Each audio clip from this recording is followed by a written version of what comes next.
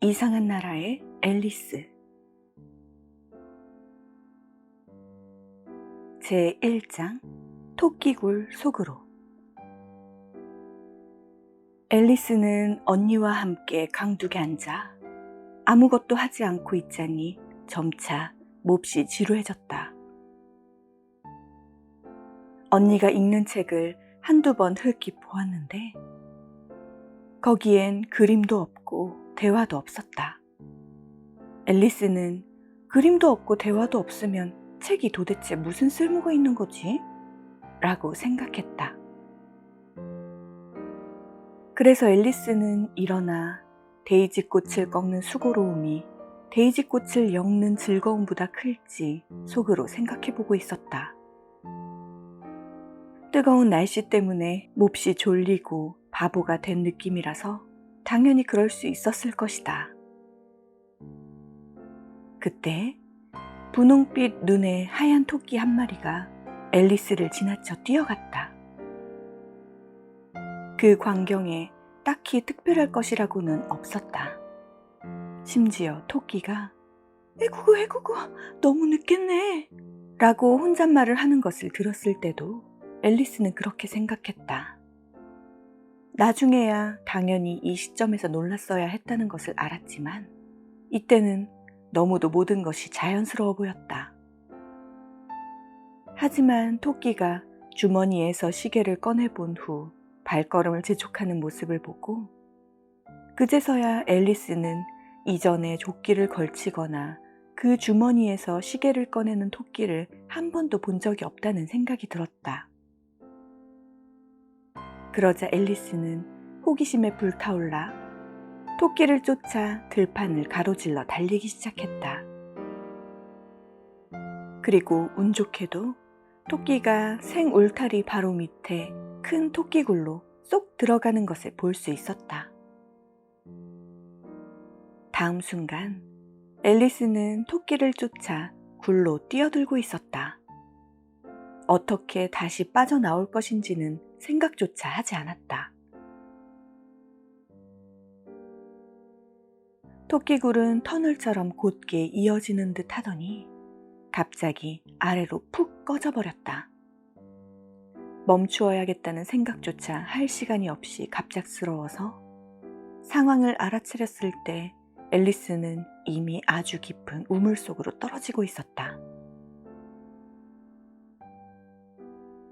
우물이 깊어서인지 아니면 천천히 떨어지고 있었기 때문인지는 몰라도 앨리스는 주위를 둘러보고 다음에 무슨 일이 일어날지 생각할 정도로 충분한 시간이 있었다. 가장 먼저 앨리스는 아래를 보고 어디로 떨어지고 있는 건지 알아내려고 했다. 하지만 너무 어두워서 아무것도 보이지 않았다. 그리고는 옆으로 눈을 돌려 우물 벽이 찬장과 책장으로 가득 채워져 있다는 것을 발견했다. 지도며 그림들도 여기저기 걸려 있었다.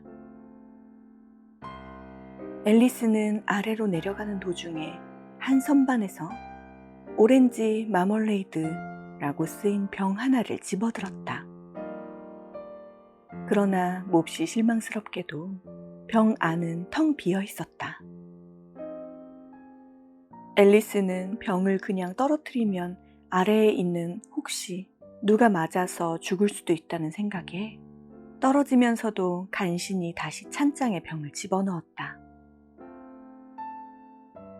이 정도로 떨어져 봤으니 이제 계단에서 굴러떨어지는 건 아무것도 아니겠는걸? 앨리스는 생각했다. 가족들이 모두 내가 얼마나 용감하다고 생각하겠어. 아니, 내가 우리 집 꼭대기에서 떨어져도 난 그냥 별것도 아닌 양 아무 말도 안 할 거야. 이건 아마도 사실일 것이다. 아래로, 아래로, 아래로. 끝이 있기는 한 걸까? 앨리스는 지금까지 내가 몇 마일이나 떨어진 거지? 하고 소리내어 말했다. 아마 지구 가운데로 가까이 가는 중일 거야. 어디 보자. 아마도 4,000마일쯤 내려온 것 같아. 이처럼 앨리스는 학교 수업 시간에 이런 류의 여러 가지 것들을 배웠다. 물론 아무도 들어주는 사람이 없었기 때문에 지식을 자랑하기에는 매우 좋은 기회는 아니라고 생각했지만 그래도 말하는 것은 좋은 연습이 된다. 그래, 대략 그 정도 거리일 거야.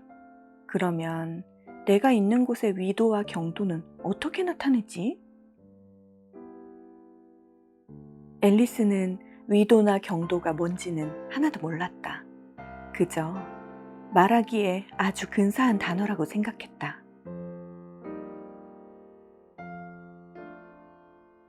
앨리스는 곧장 다시 말하기 시작했다.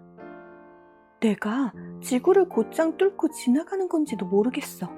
머리를 아래로 향하고 걷는 사람들 사이에 내가 불쑥 나타나면 얼마나 우스꽝스러워 보일까? 반감자들이겠지? 앨리스는 이번엔 듣고 있는 사람이 아무도 없어서 다행이라고 생각했다. 적절한 단어 같지 않았으니까. 하지만 이곳이 어느 나라인지는 물어봐야 할 거야. 실례합니다, 아주머니. 여기가 뉴질랜드인가요? 아니면 오스트레일리아인가요? 이렇게 말하면서 앨리스는 무릎을 굽혀 예의 바르게 인사하려고 했다. 떨어지는 와중에도 허공에서 무릎을 굽히는 멋들어진 인사라니. 당신이라면 그렇게 할 수 있을까? 그러면 나를 얼마나 무식한 여자애라고 생각하겠어. 아니지, 절대 물어보지 않을 거야. 아마 나라 이름이 적혀 있는 곳은 없는지 찾아봐야겠네. 아래로 아래로 아래로. 딱히 달라질 게 없어서 앨리스는 다시 말하기 시작했다. 오늘 밤에 다이나가 날 무척 그리워하겠지? 그렇고 말고. 다이나는 고양이이다. 티타임에 다이나에게 우유 주는 걸 잊지 않았으면 좋겠는데. 내 사랑스러운 다이나야, 너도 여기 같이 내려왔으면 좋았을걸. 공중에 쥐가 없긴 하지만 박쥐는 잡을 수 있을지도 몰라. 그건 쥐랑 아주 비슷하잖아.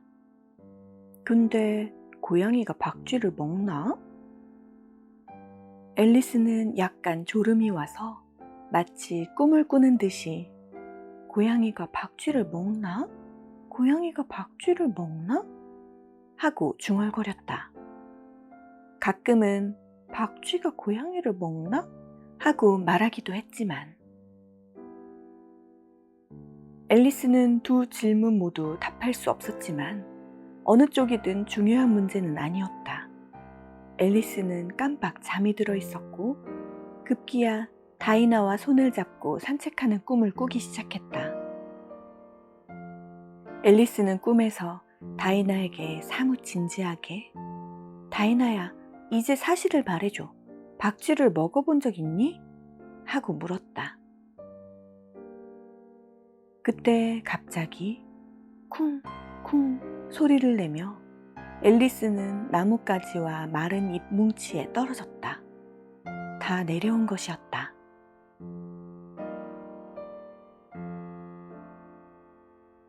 앨리스는 조금도 다치지 않았다. 앨리스는 곧바로 두 발로 깡총 뛰어 일어섰다. 위를 올려다 보았지만 온통 어둠뿐이었다. 앨리스 앞으로는 긴 통로가 있었는데 흰 토끼가 아직 거기에서 허둥지둥 하는 것이 보였다. 그리고 얼마 지나지 않아 흰 토끼는 사라져버렸다. 앨리스는 바람처럼 쫓아갔지만 흰 토끼가 모퉁이를 돌며 이렇게 말하는 것만 들었을 뿐이었다. 아이고 내 귀야 수염아, 늦겠다 늦겠어. 앨리스는 흰 토끼를 바짝 쫓아 모퉁이를 돌았지만 더 이상 흰 토끼는 보이지 않았다. 앨리스는 어느새 자신이 천정의 램프가 줄지어 달린 아주 긴 복도에 서 있다는 것을 알게 되었다. 복도 주변에는 여러 개의 문이 나 있었지만 모두 잠겨 있었다. 앨리스는 이리저리 돌아다니며 모든 문을 열어보려 했지만 열리는 문은 없었다. 앨리스는 어떻게 하면 다시 나갈 수 있을까 걱정하며 힘없이 복도 가운데로 돌아왔다. 문득 앨리스는 다리가 셋 달린 탁자에 다다랐다. 탁자는 유리로 만들어져 있었고 그 위에 아주 작은 황금 열쇠가 있었다. 처음에 앨리스는 이 열쇠로 여기 있는 문을 열 수 있겠다고 생각했다. 하지만 자물쇠가 너무 크거나 열쇠가 너무 작았다. 이 열쇠로는 어찌해도 복도를 둘러싼 문을 열 가능성은 없었다. 앨리스는 다시 한번 찬찬히 주위를 살펴보다 처음에는 발견하지 못했던 커튼을 발견했다. 그 커튼 뒤에는 높이가 고작 15인치밖에 되지 않는 아주 작은 문이 있었다. 혹시나 하는 마음에 작은 황금 열쇠를 넣어보았더니 기쁘게도 딱 맞았다. 앨리스는 문을 열고 안을 보았다. 그 문은 작은 통로로 이어져 있었는데 쥐 구멍보다 그리 크지 않은 정도였다. 앨리스는 무릎을 꿇고 통로 안을 들여다보았는데 통로는 난생 처음 보는 아름다운 정원으로 이어지고 있었다. 앨리스가 얼마나 어두운 복도에서 나가 꽃들이 활짝 핀 정원을 거닐고 싶어 했던지. 하지만 그 문에는 머리도 집어넣을 수 없었다. 불쌍한 앨리스는 내 머리가 지나간다고 해도 어깨는 도저히 못 넣겠는걸? 어깨가 없으면 머리가 무슨 소용이야. 내가 망원경처럼 접힐 수 있으면 좋겠네. 처음에 어떻게 접는지만 알면 할 수 있을 것도 같은데 하고 생각했다. 너무나 많은 말도 안 되는 일들이 일어나고 있는 바람에 앨리스는 점차 불가능한 것이란 거의 없다고 생각하기 시작했다. 문 옆에 기다려봐야 아무 소용이 없었기 때문에 앨리스는 혹시 다른 열쇠는 없는지 기대하며 테이블로 돌아왔다. 아니면 적어도 사람 몸을 망원경처럼 접을 수 있는 방법이 적힌 책이라던가. 이번엔 탁자 위에 작은 병이 하나 있었다. 앨리스는 이건 아깐 없었는데? 하고 말했다. 병 목에 걸린 종이 표지에는 크고 아름다운 글씨로 날 마셔요 라고 적혀 있었다. 병에는 알기 쉽게 날 마셔요 라고 적혀 있지만 영리한 앨리스는 서두르지 않았다. 아니, 먼저 좀 살펴보고 하고 앨리스는 말했다. 어딘가에 독이라고 적혀 있는 건 아닌지 봐야지. 앨리스는 어린이가 불에 데였다거나 짐승에 잡아먹혔다거나 아니면 다른 좋지 않은 일을 당하는 이야기 몇 개를 읽은 적이 있었다. 모두 이전에 배운 간단한 규칙을 기억하지 않아 생긴 일이었다. 예를 들어 빨갛게 달아오른 부직갱이를 잡고 있으면 불에 대게 되고 손가락을 칼에 너무 깊게 베면 피를 흘리게 된다든가 하는 것들이었다. 그리고 앨리스는 독이라고 쓰인 병에 든 것을 마시면 조만간에 몸이 안 좋아진다는 것을 똑똑히 알고 있었다. 하지만 병 어디에도 독이라고 적혀 있지는 않았다. 때문에 앨리스는 용감하게 우선 맛을 보았다. 맛이 좋았기 때문에 버치 타르트, 커스타드, 파인애플, 구운 칠면조, 땅콩 사탕, 버터를 바른 따끈한 토스트를 합쳐놓은 것 같은 맛이었다. 앨리스는 곧 단숨에 병을 비웠다. 이상한 느낌인걸? 내가 망원경처럼 접히고 있나 봐. 앨리스가 말했다. 정말 그랬다. 앨리스는 이제 작게 줄어들어 키가 10인치밖에 되지 않았다. 이제 문을 지나 아름다운 정원으로 갈 수 있는 딱 맞는 크기가 되었다는 생각에 앨리스의 얼굴이 환해졌다.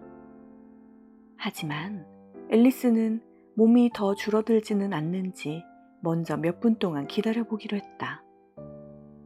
앨리스는 그럴까봐 약간 걱정하고 있었다.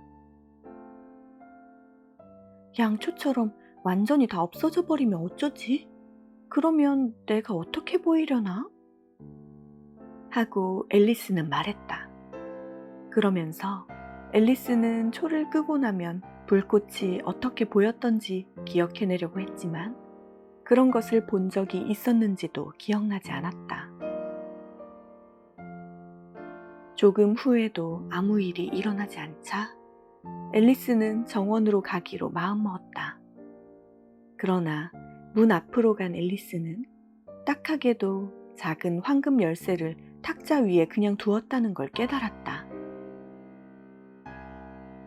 다시 탁자로 돌아왔지만 앨리스는 열쇠에 손이 닿지 않을 거란 걸 깨달았다. 유리 탁자 너머로 열쇠가 분명히 보였지만 기어 올라가려고 아무리 노력해도 탁자 다리는 오르기에 너무 미끄러웠다. 지쳐버린 앨리스는 주저앉아 울었다. 운다고 될 일이 아니잖아. 이제 그만 울음을 그쳐. 앨리스는 스스로에게 단호하게 말했다. 앨리스는 자주 자신에게 조언하거나 말 그대로 실천하는 경우는 매우 드물었지만 종종 자신을 다그쳐 눈물을 그치게 했다. 한 번은 마치 둘이서 하는 것처럼 혼자 크로켓 게임을 하다가 자신에게 속임수를 쓴 대가로 자기 뺨을 올려붙인 적도 있었다. 하지만 둘인 것처럼 하는 건 지금은 쓸모가 없잖아. 왜 나는 한 사람으로 충분하지 못한 거야? 하고 불쌍한 앨리스는 생각했다. 얼마 지나지 않아 앨리스는 탁자 밑에서 작은 상자 하나를 발견했다. 그 안에는 작은 케이크가 들어있었고 케이크 위에는 건포도로 날 먹어요 라고 적혀 있었다. 좋아, 먹어주지.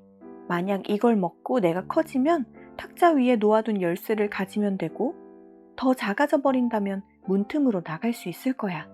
그러면 정원으로 갈 수 있겠지? 어느 쪽이든 상관없어. 앨리스는 케이크 한 조각을 베어 먹고 걱정스레 중얼거렸다. 어느 쪽일까? 어느 쪽일까? 그러면서 앨리스는 자기 머리에 손을 대고 키가 커지는지 아니면 작아지는지 보았는데 놀랍게도 키는 그대로였다. 케이크를 먹는다고 키가 커지지 않는 것이야 당연하지만 앨리스는 말도 안 되는 일이 벌어질 것이라는 것 말고는 일반적인 따분하고 심심한 일은 아무것도 기대하지 않고 있었으니까. 그래서 앨리스는 재빨리 케이크를 다 먹어버렸다. 제2장 눈물 웅덩이. 요상하고 요상해. 앨리스는 소리쳤다. 앨리스는 너무 놀란 나머지 말조차 똑바로 하지 못했다. 이젠 내가 세상에서 가장 큰 망원경처럼 펼쳐져 버렸어. 잘 있어, 내 발아. 앨리스가 발을 쳐다보니 까마득히 멀리 있어서 겨우 보일락 말락한 지경이었다. 아, 불쌍한 내 작은 발들. 이제 누가 내 발에 양말을 신겨주고 신발을 신겨준다. 난 못할 거야. 내가 너희에게 하려니 너무 멀구나. 그러면 정말 큰 문제가 생길 거야. 너희가 스스로 하는 게 가장 좋지만 내가 무엇든 해야겠지? 하고 앨리스는 생각했다. 아니면 아마도 내 발들이 내가 가고 싶을 때 걷지 않으려고 할지도 몰라. 어쩌지 얘들아? 크리스마스마다 새 신발을 사줄게. 앨리스는 어떻게 선물을 줄 수 있을지 생각해 보았다. 아무래도 운송회사를 불러야 할 거야. 그런데 정말 우습게 보이겠지? 자기 발에게 자기가 선물을 하다니. 주소는 또 얼마나 이상할까? 앨리스의 오른발 귀하, 벽난로 깔개, 난로 철망 옆, 사랑을 담아 앨리스가. 맙소사, 내가 무슨 엉뚱한 말을 하고 있는 거야? 이때 앨리스의 머리가 천정에 부딪혔다. 앨리스는 이미 키가 9피트가 넘게 커져 있었다. 앨리스는 재빨리 탁자 위에 놓인 금 열쇠를 집어 문을 열었다. 불쌍한 앨리스. 앨리스가 최대한 할 수 있는 일이라곤 한쪽으로 누워 한 눈으로 문 안을 들여다보는 것이 고작이었다. 그래서 그곳을 지나가는 일은 엄두도 내지 못하게 되었다. 앨리스는 주저앉아 다시 울기 시작하였다. 부끄러운 줄 알아야지. 다 큰 소녀가 울다니. 하고 앨리스는 말했다. 이번엔 훌륭하게 말했다. 이렇게 울다니 뚝 그치라고 말했다. 하지만 그땐 이미 앨리스가 흘린 눈물이 방 안에 가득 차서 큰 웅덩이가 되어버렸다. 웅덩이의 깊이는 4피트나 되어 방 높이의 절반이나 되었다. 이때 어디선가 발자국 소리가 들렸다. 앨리스는 눈물을 훔치고 어떤 것이 다가오나 살펴보았다. 아까 그 흰 토끼가 돌아오고 있었다. 토끼는 근사한 옷을 입고 한 손엔 흰 장갑 한 쌍을 들고 다른 손엔 큰 부채를 들고 있었다. 토끼는 깡총거리며 매우 급하게 다가오며 중얼거렸다. 아, 공작부인, 공작부인. 내가 그녀를 기다리게 했다간 가만두지 않겠지? 앨리스는 누가 지나가든 제발 도와달라고 해야 할 때여서 토끼가 다가오자 작고 낮은 목소리로 입을 열었다. 저 괜찮으시면... 토끼는 깜짝 놀라더니 장갑과 부채를 떨어뜨리고는 허둥거리며 할 수 있는 한 재빨리 어둠 속으로 달아나 버렸다. 앨리스는 부채와 장갑을 집어들었다. 방이 너무 더워서 앨리스는 부채를 붙이며 스스로에게 말했다. 이런, 오늘은 참 별난 날이다. 어제는 모든 게 다 평범했는데 밤 동안 내가 변한 걸까? 생각해보자. 나는 오늘 아침 일어났을 때랑 똑같은 난가? 난 뭔가 조금은 달라진 것 같다고 느꼈던 걸 기억할 수 있다고 생각했는데, 하지만 내가 아침에 나와 같지 않다면 다음 질문은 그럼 나는 누구지? 아, 엄청 복잡한 수수께끼다. 그러면서 앨리스는 자기와 비슷한 나이의 아이들을 떠올리며 혹시 그 아이들 중 하나로 바뀐 것은 아닌지 생각해 보았다. 난 확실히 에이던은 아니야. 앨리스가 말했다. 그의 머리카락은 너무 긴 곱슬머리야. 내 건 곱슬거리지 않아. 그리고 내가 아는 한 난 확실히 메이블이 될 수도 없어. 그 앤 너무 아는 게 없어. 게다가 그 애는 그 애고 나는 나잖아. 그리고 아이고, 뭐든 왜 이리 복잡한 수수께끼가 되는 거지? 내가 알던 것들을 제대로 다 기억하고 있는지 봐야겠다. 어디 보자. 4 곱하기 5는 12. 그리고 4 곱하기 6은 13. 4 곱하기 7은... 아이고, 이런 식으로 20까지는 절대 못 가겠는데? 하지만 구구단은 그리 중요한 게 아니니까 지리를 생각해 볼까? 런던은 파리의 수도, 파리는 로마의 수도. 아니야, 몽땅 틀렸어. 확실해. 난 아무래도 메이블이 된 것 같아. 어쩜 이리 작은을 낭송해 봐야겠다. 그러면 그 애는 수업 시간에 그런 것처럼 두 손을 엇갈려 무릎에 얹고 따라했었지. 하지만 그 앤 이상한 쉰 목소리를 내는 데다 말도 다른 사람이 하는 것처럼 하지 않는데? 어쩜 이리 작을까로 시작하는 시를 낭송해 봐야겠다. 앨리스는 수업 시간 때처럼 두 손을 엇갈려 무릎에 놓고 시를 외우기 시작했다. 하지만 앨리스의 목소리는 거칠고 이상하게 나왔으며 내용도 원래와 다르게 나왔다.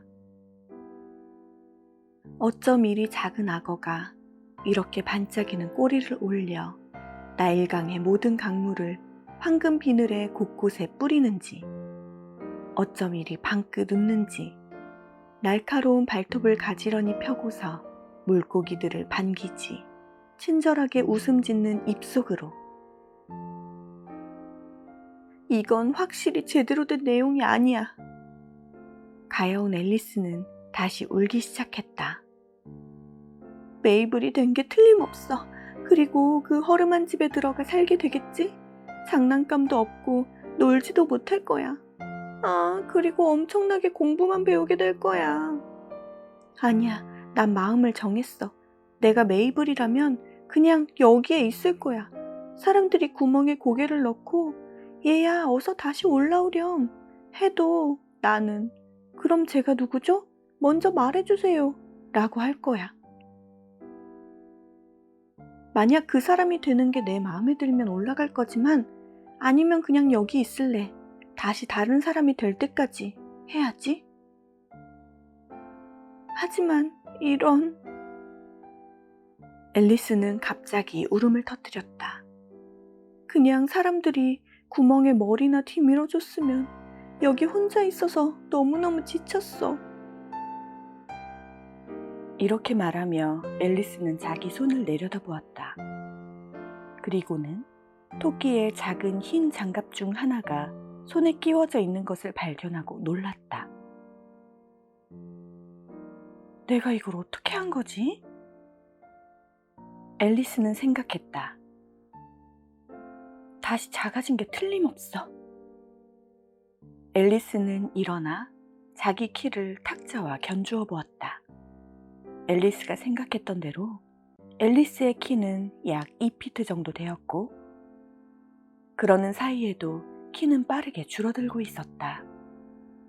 앨리스는 금세 가지고 있던 부채가 키를 줄어들게 한 것을 알아채고는 완전히 쪼그라들기 직전에 재빨리 부채를 떨어뜨렸다. 아슬아슬했어 하고 앨리스가 말했다. 갑작스러운 변화에 겁을 먹기는 했지만 완전히 사라지지 않았다는 것이 기뻤다. 그럼 이제 정원으로. 앨리스는 전속력으로 작은 문을 향해 달렸다. 앞불싸. 작은 문은 그새 닫혀 있었고 작은 황금 열쇠는 여전히 탁자 위에 놓여 있었다. 더 나빠지기만 했잖아. 앨리스는 생각했다. 난 이렇게 작았던 적이 없어. 한 번도. 이건 정말 나쁘다고. 그 순간 앨리스의 발이 미끄러졌다. 첨벙. 앨리스의 뺨에 짠 물이 닿았다. 처음에 앨리스는 바다에 빠졌다고 생각했다. 그러면 난 기차를 타고 돌아가야지. 앨리스는 생각했다. 앨리스는 딱 한 번 바닷가에 간 적이 있었다. 거기서 영국 해안이라면 어디나 여러 개의 옷을 갈아입는 공간이 바다 위에 떠 있고 아이들이 나무 삽으로 모래놀이를 하며 그 뒤에 줄줄이 숙소가 있고 그 뒤로 기차역이 있다고 생각하게 되었다. 앨리스는 얼마 지나지 않아 이게 사실은 자기 키가 9피트일 때 흘렸던 눈물이 만든 웅덩이라는 것을 깨달았다. 웅덩이를 헤엄치며 빠져나갈 곳을 찾던 앨리스는 그렇게 많이 울지 말걸 하고 말했다. 내가 그렇게 많은 눈물을 흘려서 내 눈물에 빠져 죽게 되는 벌을 받는 걸 거야. 진짜 이상한 일이다. 하지만 오늘은 모든 게 다 이상한 날인걸.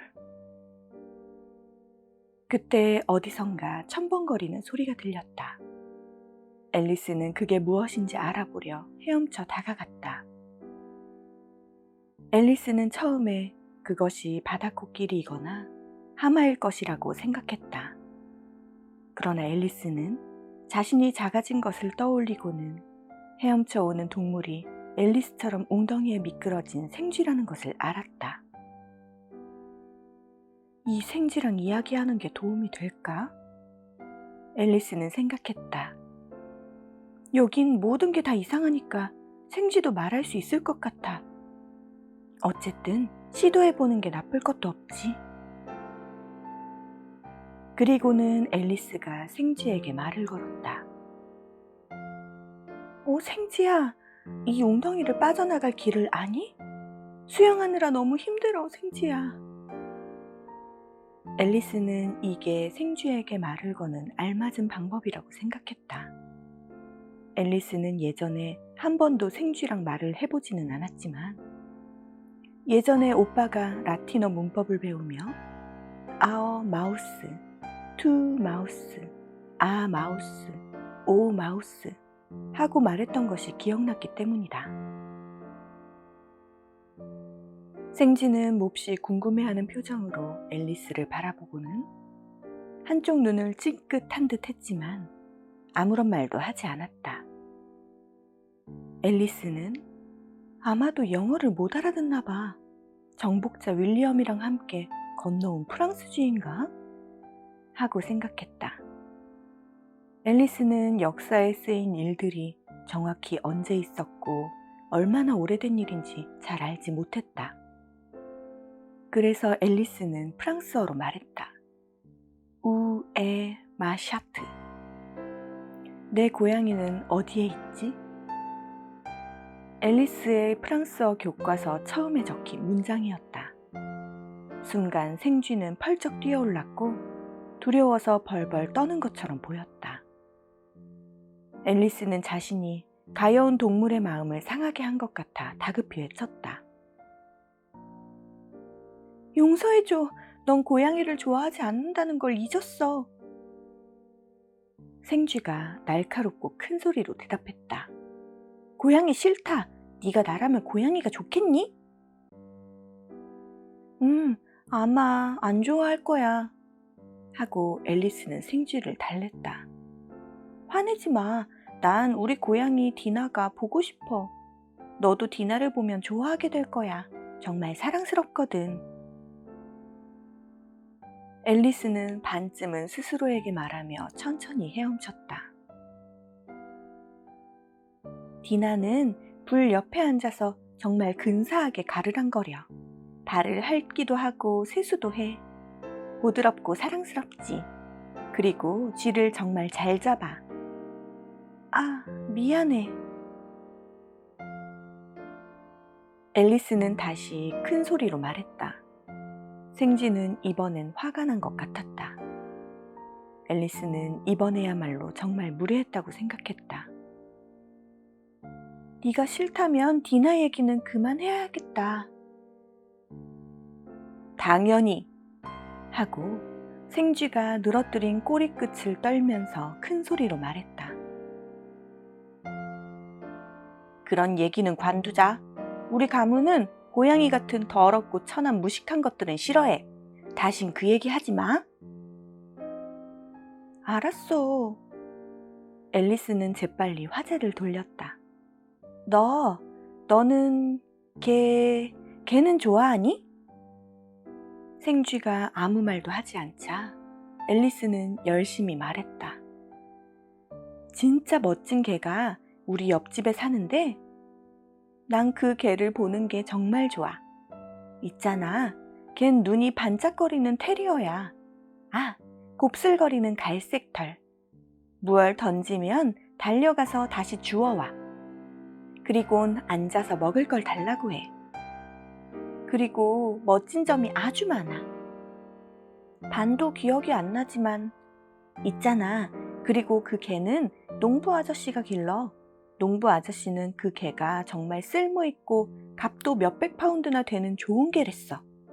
농부 아저씨는 그 개가 쥐도 잘 잡고 또 아이쿠. 앨리스는 미안한 목소리로 말했다. 내가 또 네 마음을 상하게 했나 봐. 생쥐는 첨벙거리며 물살을 만들면서 온 힘을 다해 멀리 헤엄쳐가고 있었다. 앨리스는 부드러운 목소리로 생쥐야 돌아와. 싫어하면 고양이나 개 얘긴 안 할게. 하고 말했다.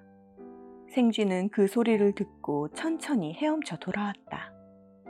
생쥐의 얼굴은 창백했다. 앨리스는 화난 것 같아 보인다고 생각했다. 생쥐는 떨리는 목소리로 말했다. 일단 웅덩이를 벗어나자. 그럼 내 얘기를 해줄게. 그러면 너도 내가 왜 고양이랑 개를 싫어하는지 알게 될 거야. 한참을 가다 보니 웅덩이엔 다른 동물과 새들도 빠져 있었다. 오리 한 마리, 도도새 한 마리, 잉꼬 한 마리, 어린 독수리 한 마리, 그리고 신기한 동물들 몇 마리가 있었다. 앨리스는 앞장서서 이 동물들과 헤엄쳐 웅덩이를 빠져나왔다.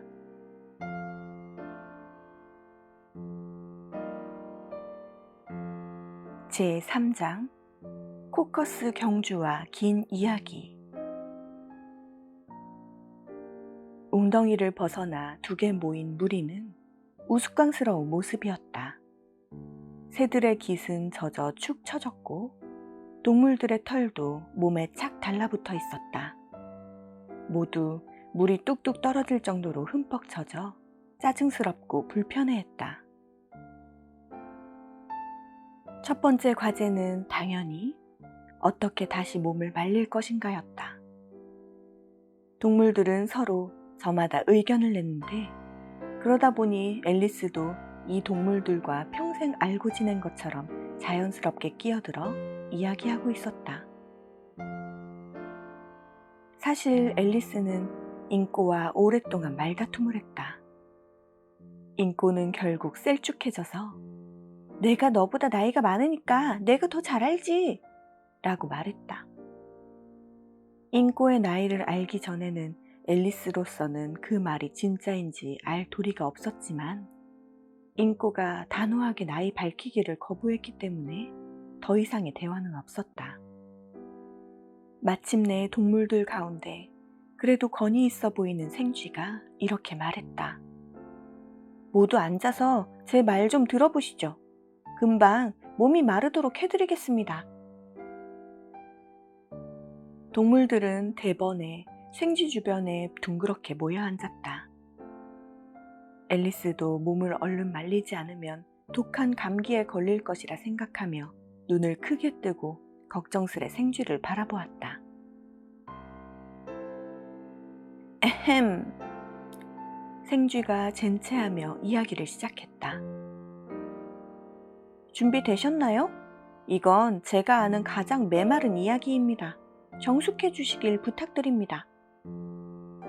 교황의 총애로 명분을 얻은 정복자 윌리엄에게 지도자를 원했고 약탈당하고 정복당하는데 너무나 익숙했던 잉글랜드 사람들은 곧바로 복종했습니다. 메르시아와 노썸브리아의 백작 에두인과 모르카르는 이때 잉꼬가 콜록 하고 기침을 하며 몸을 떨었다.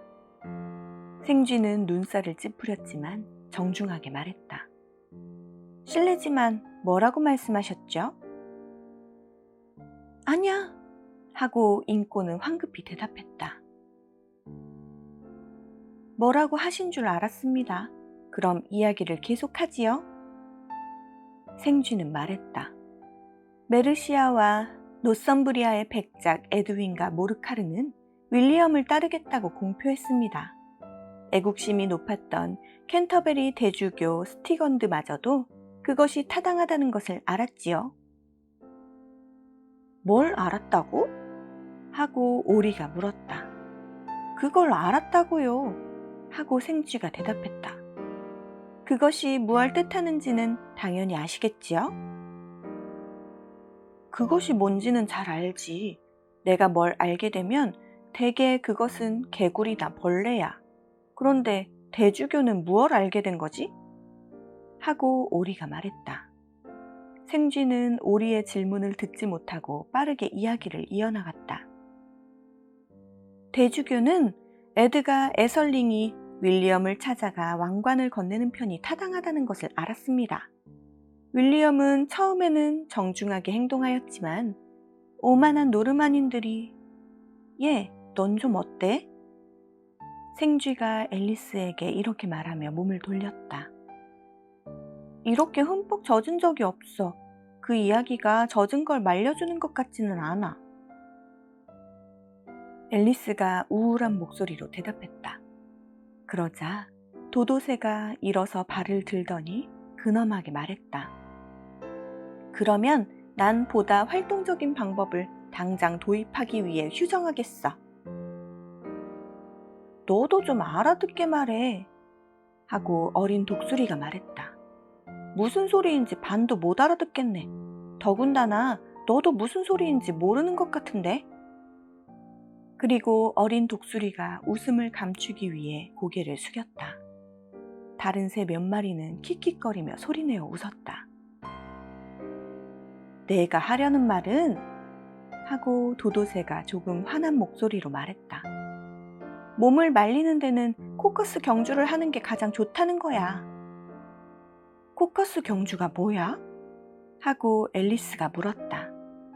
사실 앨리스는 그다지 꼭 알아야 하겠다는 생각이 들진 않았다. 하지만 도도새가 누군가 물어봐야 한다는 듯이 뜸을 들였고 아무도 뭔가 물어보고 싶지 않아 하는 것 같아 질문했다. 뭐? 하고 도도새가 말했다. 뭔가를 설명하는 가장 좋은 방법은 해보는 거지. 여러분 스스로 한겨울에 그걸 해보려고 할 수도 있으니까. 여기서 도도새가 한 방법을 설명해둔다. 도도새는 먼저 원 비스무리한 것을 그려서 경주로를 만들었다. 도도새는 꼭 정확한 원은 아니어도 돼 라고 말했다. 그리고 저마다 경주로 이곳 저곳에 자리 잡았다. 준비, 출발은 없고 각자 출발하고 싶은 때 출발해서 나오고 싶을 때 나오면 되었는데 당연히 언제 경주가 끝나는지 알기가 어려웠다. 하지만 30분 정도 달리자 도도새가 갑자기 경주 끝! 이라고 외쳤고 그 즈음에는 꽤나 몸이 말라 있었다. 경주로에 모인 동물들은 헐떡이면서 그런데 누가 이겼지? 하고 물었다. 도도새는 쉽사리 대답할 수 없어서 손가락을 이마에 짚은 채로 앉아 오랫동안 생각했다. 세익스피어의 그림에서 흔히 등장하는 포즈 말이다. 그동안 동물들은 조용히 기다렸다. 마침내 도도새는 모두가 이겼어. 그러니 모두 상을 받아야지. 하고 말했다. 그러면 상은 누가 주는데? 하고 모두들 물었다. 당연히 여기 이 아이가 줄 거야. 하고 도도새는 앨리스를 손가락으로 가리켰다. 그러자 모든 동물들이 너도 나도 상 줘, 상 줘 하며 앨리스에게 몰려들었다. 앨리스는 어찌할 줄 몰라 하며 다급하게 손을 주머니에 집어넣었다. 그런데 주머니 안에 사탕 한 봉지가 있었다. 다행히 사탕에는 소금물이 들어가지 않았다. 앨리스는 동물들에게 사탕을 상으로 건넸다. 사탕은 모두에게 하나씩 딱 맞게 돌아갔다. 하지만 얘도 사탕을 받아야 하잖아. 하고 생쥐가 말했다. 도도새는 물론이지 하고 매우 진지하게 대답하고는 주머니에 뭐 남아있는 게 없니? 하고 앨리스에게 몸을 돌려 물었다. 골무 한 개뿐이야. 앨리스는 풀이 죽어 대답했다. 이리 줘봐. 도도새가 말했다. 그러자 모두 다시 한번 앨리스의 주위에 모였다. 도도새는 근엄하게 골무를 건네며 이 품격 있는 골무를 받아주십시오 라고 말했고 모두 이에 환호했다. 앨리스는 이 모든 게 터무니없다고 생각했지만 모두들 매우 진지해 보였기 때문에 감히 웃을 수 없었다. 앨리스는 뭐라 할 말이 없어 살짝 인사를 하고 가능한 한 진지하게 골무를 받아들었다. 다음 과제는 사탕을 먹는 것이었다. 이 일에 한마디씩 하며 소동이 일어났다. 큰 새들은 간에 기별도 안 온다며 투덜거렸고 작은 동물들은 사탕이 목에 걸려 등을 두드려줘야만 했다. 어쨌거나 결국엔 모두 사탕을 먹었고 다시 둥그렇게 모여 앉아 생쥐에게 이야기를 더 해달라고 졸랐다. 네 이야기를 해준댔잖아 하고 말하며 앨리스는 혹시나 생쥐의 마음을 다시 상하게 할까 걱정하며 작은 목소리로 넌 왜 고로 시작하는 동물하고 강으로 시작하는 동물을 싫어하는데? 하고 덧붙였다. 생쥐는 앨리스를 돌아보며 이건 정말 길고 슬픈 꼬리에 꼬리를 무는 이야기야 하고는 한숨을 내쉬었다. 앨리스는 맞아, 분명 긴 꼬리네 라고 말하며 생쥐의 꼬리를 의아하게 쳐다보았다. 그런데 왜 슬프지? 앨리스는 꼬리가 슬픈 이유를 알아내려고 애썼고 결국 생쥐가 하려는 이야기가 이런 건 아닐까 생각했다. 개 퓨리가 집에서 만난 생쥐에게 말했지. 법대로 하자고. 너를 고소할 거야. 이봐, 넌 거부할 수 없어. 재판장으로 가야만 해. 진심이야. 어차피 난 오늘 아침에 딱히 할 일도 없다고.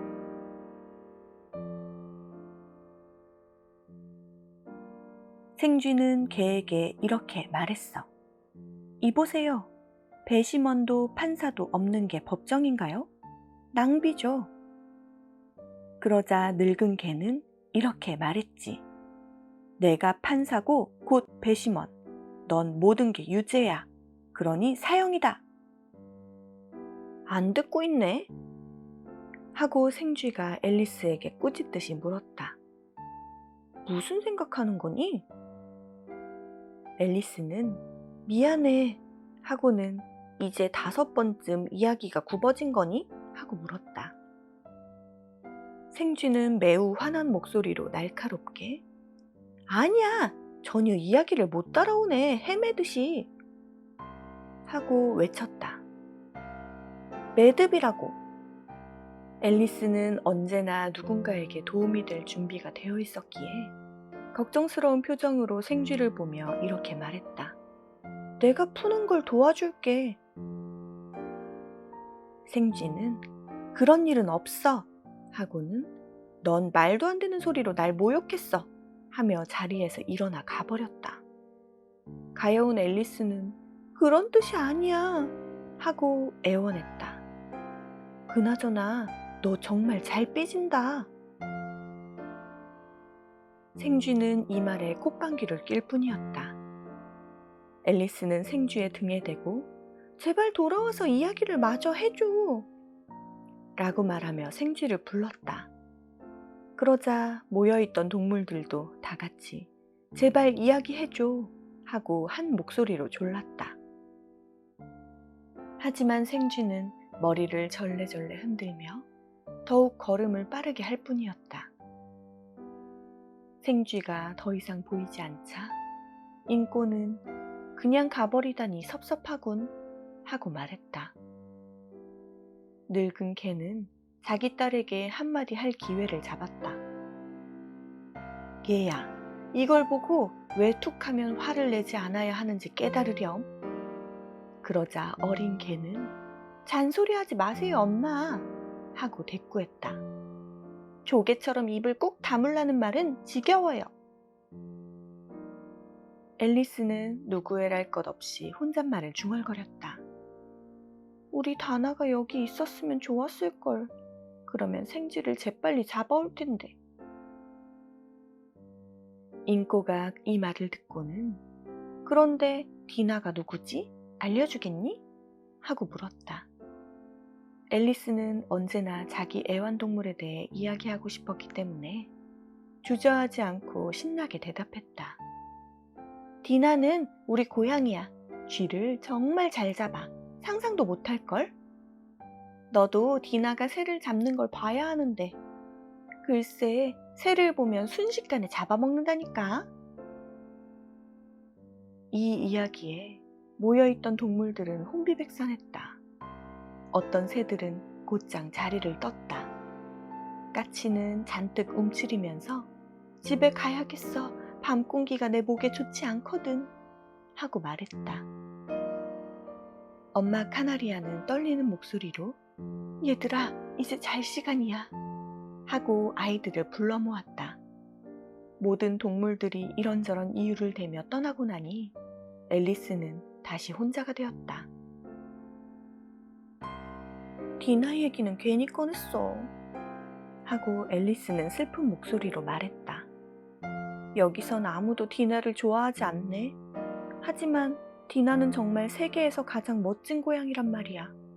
아, 내 귀여운 디나. 내가 널 다시 볼 수 있을까? 이렇게 말하며 가여운 앨리스는 다시 울기 시작하였다. 앨리스는 정말 외로웠고 기분은 한껏 가라앉았다. 얼마나 지났을까? 어디선가 다시 작은 발자국 소리가 들렸다. 앨리스는 생쥐가 마음을 바꿔 이야기를 마저 끝내려고 돌아오는 게 아닌가 기대하며 고개를 들었다. 제4장 토끼가 작은 비를 보내다. 종종걸음으로 돌아온 것은 흰 토끼였다. 토끼는 걱정이 가득한 표정으로 두리번거렸는데 무언가 찾고 있는 듯 했다. 공작 부인, 공작 부인! 아, 내 발, 내 가죽, 내 수염! 난 처형당하고 말 거야. 족제비가 족제비 한 것만큼이나 확실하다고. 내가 그걸 도대체 어디다 떨어뜨렸을까? 앨리스는 토끼가 아까 떨어뜨린 부채와 장갑을 찾고 있을 거라 생각했다. 마음씨 착한 앨리스는 그것들이 어디 있는지 다시 찾아보았지만 어디로 갔는지 보이지 않았다. 앨리스가 웅덩이에서 헤엄치는 동안 모든 것이 변해버린 것 같았다. 유리 탁자와 작은 문이 있던 큰 복도도 온데간데 없이 사라져버렸다. 앨리스가 물건들을 찾고 있을 때 얼마 지나지 않아 토끼도 앨리스를 알아차렸다. 토끼는 화난 목소리로 어쩐 일이야 메리앤, 여기서 대체 뭐 하는 거지? 당장 집에 가서 부채와 장갑을 가져와, 빨리 당장! 하고 소리질렀다. 앨리스는 겁이 나서 사람을 잘못 보았다는 말을 할 겨를도 없이 토끼가 가리키는 곳으로 뛰어갔다. 앨리스는 뛰어가며 날 하녀라고 생각하나 봐 하고 혼잣말을 했다. 내가 하녀가 아닌 걸 알게 되면 얼마나 놀랄까? 하지만 먼저 부채와 장갑을 찾아주어야 하겠지? 찾을 수 있다면 말이야. 이렇게 말하는 동안 앨리스는 깔끔하게 지어진 작은 집에 도착했다. 대문에는 밝은 빛의 노쇠로 만든 문패가 달려 있었는데 거기에는 흰 토끼라고 새겨져 있었다. 앨리스는 진짜 메리앤을 만나서 부채와 장갑을 찾기 전에 쫓겨날까봐 겁이 난 나머지 노크도 없이 들어가 서둘러 2층으로 향했다. 참 이상한 일이다. 앨리스는 혼잣말을 했다. 내가 토끼의 심부름을 하게 되다니. 다음번엔 디나가 내게 심부름을 시킬 수도 있겠네. 그러면서 앨리스는 진짜 그런 일이 일어나면 어떨지 상상하기 시작했다. 앨리스 양, 당장 이리 와서 산책 갈 준비를 하세요. 유모, 얼른 이리로 와요. 난 쥐구멍 속에 들어간 쥐를 감시하느라 못 움직여요. 그나저나 이 쥐가 나올 생각을 안 하네. 디나가 이런 식으로 사람들을 부려먹으면 아마 아무도 못 말릴 거야. 이즈음 앨리스는 창가에 탁자가 놓여있는 아주 작은 방에 들어가게 되었다. 탁자 위에는 앨리스가 바란 것처럼 부채와 몇 벌의 작은 아동용 흰 장갑이 놓여 있었다.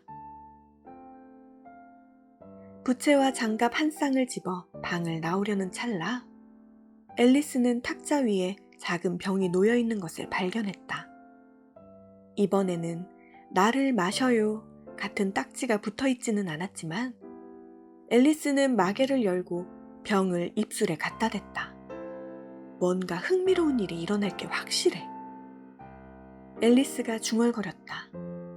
내가 뭔가를 먹거나 마실 때마다 그랬으니까 이 병이 무슨 일을 일으키는지 보자고.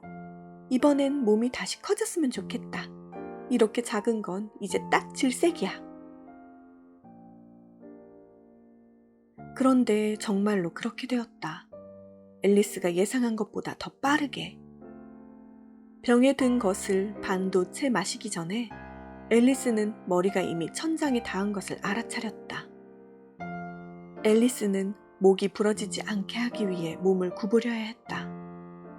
앨리스는 다급하게 병을 내려놓으며 혼잣말을 했다. 이제 됐어. 더 커지진 않으면 좋으련만. 그랬다간 이 문으로 나가지도 못할 거야. 내가 너무 많이 마신 게 아니었으면 좋겠는데. 앞불싸 앨리스의 바람대로 되기엔 이미 늦었다. 앨리스는 계속해서 커졌고 곧 무릎을 굽히지 않을 수 없었다. 하지만 조금 후에는 그럴 공간도 없었다. 앨리스는 한쪽 팔꿈치는 문에 닿고 다른 한쪽은 머리를 감싸도록 해 바닥에 드러놓은 듯한 자세를 시도해보았다. 그러는 사이에도 앨리스는 점점 커지고 있었다. 앨리스는 최후의 수단으로 한쪽 팔은 창문 밖으로 빼고 발은 굴뚝으로 뻗으며 이렇게 말했다. 이제 더 이상은 못해. 난 어찌 되는 걸까? 다행히도 작은 병에 든 약의 효력이 다했고 앨리스는 더 이상 커지지 않았다. 하지만 자세는 여전히 불편했다. 게다가 방 밖으로 다시 나갈 방법은 아무래도 없어 보였다. 앨리스는 자신이 불행하다고 생각했다. 집에 있는 게 더 나았어 라고 앨리스는 생각했다. 몸이 커졌다 작아졌다 하거나 생쥐나 토끼의 명령을 받는 것보다는 말이야. 토끼굴엔 괜히 들어왔나 봐. 하지만 너무 궁금하잖아. 다음번엔 내게 또 무슨 일이 생길까? 동화책을 읽을 땐 그런 이상한 일은 절대 실제로 일어날 수 없다고 생각했는데 여긴 이상한 일 투성이야. 내가 주인공인 동화책이 아니고서야 말이 안 돼. 나중에 좀 더 크면 그런 책을 써야겠다. 하지만 다 커지긴 했는데. 앨리스는 슬픈 목소리로 덧붙였다. 어쨌든 이 방에서는 더 커질 수 있는 공간도 없어. 앨리스는 계속 생각했다.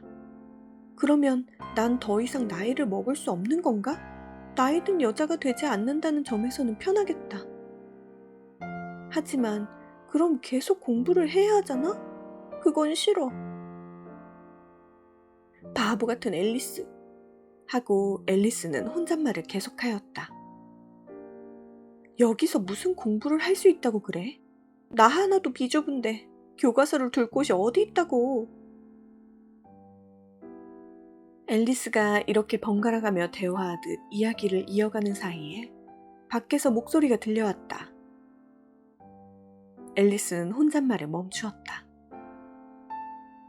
그것은 메리앤, 메리앤 하고 부르는 소리였다. 지금 당장 내 부채와 장갑을 가져와. 작게 통통거리는 발소리는 계단으로 이어졌다. 앨리스는 토끼가 자신을 찾으러 왔다는 것을 알았다. 앨리스는 자신이 토끼보다 수천 배는 더 커졌기 때문에 무서워할 필요가 없다는 것을 잠시 잊어버리고는 집이 흔들릴 만큼 무서워 몸을 떨었다. 토끼는 이제 방문 앞에 도착했다. 그리고는 문을 밀었다. 그러나 방 문은 안쪽으로 열리는 문이었고 안에서는 앨리스의 팔꿈치가 문을 막고 있었기 때문에 문은 꼼짝도 하지 않았다. 앨리스는 토끼가 그럼 돌아서 창문으로 들어가야겠다 하고 중얼거리는 소리를 들었다. 앨리스는 그것도 안 될 텐데 하고 생각했다. 잠시 기다리던 앨리스는 토끼가 창문 아래에 왔다는 생각이 들자 순간 창 밖으로 뻗어두었던 손을 펼쳐 잡으려는 신용을 했다. 앨리스의 손에 잡힌 것은 아무것도 없었지만 밖에서는 비명소리와 함께 무언가 떨어지는 소리, 그리고 유리창 깨지는 소리가 차례로 들렸다. 앨리스는 아마도 토끼가 오이 지지대나 그 비슷한 것에 떨어진 것이라 생각했다. 그리고는 토끼의 화난 목소리가 들렸다. 팻! 팻! 어디 있어? 그러자 앨리스가 처음 듣는 목소리가 여기 있습죠. 저야 물론 사과를 심을 구멍을 뚫고 있어요, 나으리. 하고 대답했다. 사과 심을 나무라니? 하고 토끼는 화를 냈다. 여기 와서 이거나 좀 도와. 그리고는 또 유리 깨지는 소리가 들렸다. 말해봐, 팻. 저 창문에서 나온 게 뭐지? 예, 저건 팔입니다, 나리. 팻은 폴이라고 발음했다. 팔이라고 이 바보야. 저렇게 큰 팔이 어디 있다고 그래. 창문 하나를 꽉 채우고 있잖아. 예, 그렇고 말고요, 나리. 하지만 저건 팔이 맞습니다. 크기에 상관없지. 가서 저것 좀 치워. 그리고는 한동안 별 소리가 들리지 않았다. 앨리스는 간혹 무언가 속닥거리는 소리를 들을 수 있었는데 이를테면 예, 그건 좋지 않은데쇼, 나리. 정말로요. 시키는 대로 해, 이 겁쟁이야. 같은 소리였다. 앨리스는 결국 다시 한번 손을 휙 하고 움직여 무언가를 잡는 신용을 했다. 이번엔 둘이 내는 비명소리와 유리 깨지는 소리였다. 앨리스는 오이 지지대가 얼마나 많은 거야? 저들이 다음에 무얼 할까? 창문 밖으로 날 끄집어내주기만 한다면 좋겠는데 나도 여기 더 있기는 싫다고 하고 생각했다. 앨리스는 기다렸다. 밖에서는 아무 소리도 들리지 않았다. 조금 지나니 수레를 끄는 소리며 여럿이 모여 웅성거리는 소리가 들렸다. 다른 사다리는 어디 있지? 저는 하나밖에 안 가지고 왔는데쇼. 빌이 하나 갖고 있었죠. 빌, 사다리 가져와. 여기 말이야. 이쪽에 세워봐. 아니, 먼저 두 개를 이어야지. 하나 가지고 높이가 모자라. 그 정도면 충분해. 너무 나가지 마. 여기야, 빌. 이 밧줄 좀 묶어봐. 지붕이 견딜까? 그쪽 기와 조심하고. 아, 떨어진다. 머리 조심해. 쿵 하는 소리가 났다. 방금 누가 기와 떨어뜨린 거야? 아마 빌인 것 같군. 그럼 누가 굴뚝으로 내려갈 거지? 전 못해요. 주인님이 하세요. 내가 어떻게 해? 빌이 내려갈 거예요. 이봐, 빌. 주인님이 굴뚝 아래로 내려가 보라신다. 그러니까 굴뚝으로 내려오는 게 빌이란 말이지. 하고 앨리스는 혼잣말을 했다. 부끄러운 일이네. 모든 걸 빌에게만 맡겨버리다니. 내가 빌이라면 난 절대 안 해. 여기 벽난로는 너무 좁잖아. 그치만 발을 조금 차볼 수는 있을 것 같네. 앨리스는 몸쪽으로 가능한 만큼 발을 바짝 당겼다. 그리고는 작은 동물, 그게 어떤 동물일지는 몰라도 굴뚝을 통해 앨리스에게 다가오려고 끙끙대며 기어오는 소리를 듣자 이게 비리로군 하고 말하며 냉큼 걷어차버렸다. 그리고는 무슨 일이 일어날지 기다렸다. 앨리스가 가장 먼저 들은 소리는 밖에 있는 모두가 저기 비리 간다! 라고 외치는 소리였다. 다음은 토끼가 비를 잡아! 저기 울타리 옆에 있는 너 말이야! 하고 외치는 소리였다. 그리고는 한동안 조용하더니 거기 머리를 좀 잡아! 이제 브랜디를 좀 먹여! 목은 누르지 말고! 좀 어때? 무슨 일이 있었던 거야? 얘기 좀 해봐! 하는 부산스러운 소리가 들렸다. 그러자 힘없이 갈라지는 목소리가 말했다. 앨리스는 아마 비릴 거야 하고 생각했다. 글쎄요, 잘 모르겠는데요. 이제 브랜디는 됐어요. 고맙습니다. 좀 살 것 같군요. 정신이 없네요. 기억나는 건 그저 뭔가 깜짝 상자에서 튀어나온 강대 인형처럼 내게 달려들더니 내가 하늘을 나는 로켓처럼 솟구쳐 올랐다는 것 뿐이에요. 저런, 그랬구나. 하고 다들 맞장구를 쳤다. 아무래도 집을 태워버려야겠어. 하는 토끼의 목소리가 들렸다. 그 소리를 들은 앨리스는 우렁찬 목소리로 그랬다간 디나를 보낼 거야? 하고 소리쳤다. 일순간에 바깥은 쥐죽은 듯 조용해졌다. 앨리스는 다음엔 또 뭘 하려고 할지 알 수가 없네. 생각이 좀 있다면 지붕을 뜯어내면 될 텐데 하고 생각했다. 얼마 지나지 않아 밖은 다시 웅성거리기 시작했다. 일단 한 수레면 돼, 시작은. 라고 말하는 토끼의 소리가 들렸다. 뭐가 한 수레라는 거야? 하고 앨리스는 생각했다. 그러나 작은 자갈들이 창문을 통해 쏟아져 앨리스의 얼굴을 때리자 앨리스는 그게 무엇인지 금방 알게 되었다. 앨리스는 그만두게 해야겠어 하고 혼잣말을 하고는 큰 소리로 다신 안 그러는 게 좋을걸? 하고 소리쳤다. 그러자 바깥은 다시 조용해졌다. 순간 놀랍게도 앨리스는 바닥 여기저기에 널린 자갈들이 모두 과자로 변했다는 것을 알았다. 번뜩이는 생각이 앨리스의 머리를 스쳤다. 앨리스는 내가 이 과자를 먹으면 분명 몸이 커지거나 작아지겠지? 아마 이보다 더 커지게 할 것 같지는 않아. 그러니까 작아지는 게 틀림없어 하고 생각했다. 그리고는 과자 한 개를 집어먹었다. 그러자 곧바로 몸이 줄어들기 시작했다. 문을 열고 밖으로 나갈 수 있을 만큼 작아지자 앨리스는 곧장 집 밖으로 도망쳤다. 집 밖에는 여러 작은 동물들과 새들이 모여 있었다. 가여운 작은 도마뱀 빌은 기니피그 2마리의 부축을 받으며 무언가를 마시고 있었다.